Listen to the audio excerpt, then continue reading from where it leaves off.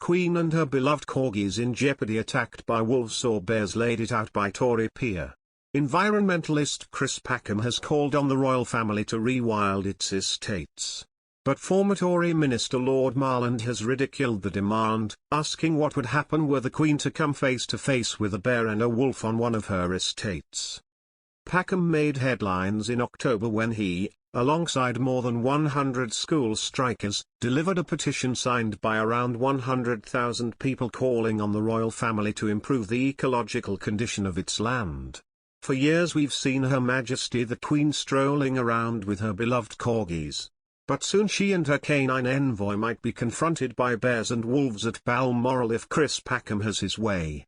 The leading environmentalist has led a call to rewild royal estates, which former Tory Minister Lord Marland told Westminster could pose a risk to Her Majesty. Speaking in the House of Lords, he said he and others were terrified of the campaigning wildlife presenter securing a seat on a new body to ensure UK ministers take account of animals' welfare needs when drawing up and implementing policy. Ahead of the recent COP26 climate summit, Packham led a children's march to Buckingham Palace to deliver a petition with more than 100,000 signatures asking the royal family, the UK's biggest landowner, to commit to rewilding its estates. Critics have argued it could have unintended consequences, and Lord Marland was worried about the people who could be on the Sentience Committee. Referring to criteria for appointments to the Sentience Committee, Lord Marland said, "Most of us are terrified of someone like Chris Packham, for example." He highlighted the TV naturalist's petition to the Queen, which said that she must rewild her entire estate so that we can have bears and wolves back on it. The Conservative peer said, "Imagine going out of Balmoral with your Corgis and being confronted by a bear and a wolf. I mean, what sort of people are we listening to?" He added, "There are so many holes in this, and there is such a lack of clarity, that I thoroughly despair for the countryside in the future.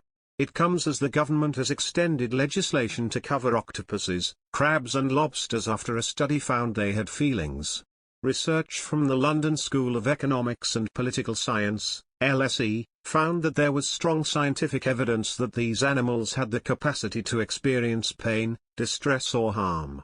The government commissioned the independent study, as up until now, decapod crustaceans, including crabs, lobsters and crayfish, and cephalopods including octopuses, squid and cuttlefish, had not been recognized under the bill.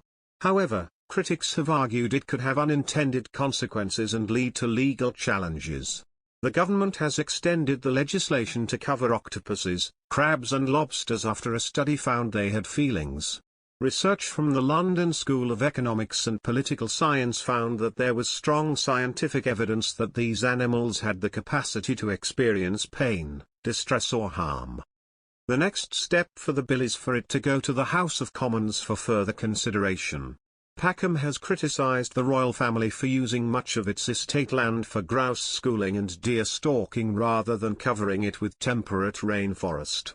It is estimated that the royal family owns 1.4% of land in England, making it the biggest landowner in the country. Upon delivering his petition, Packham said, with 1.4% of the land surface they could do enormous good. Leading by example is the best way to lead, and a lot of people follow their example.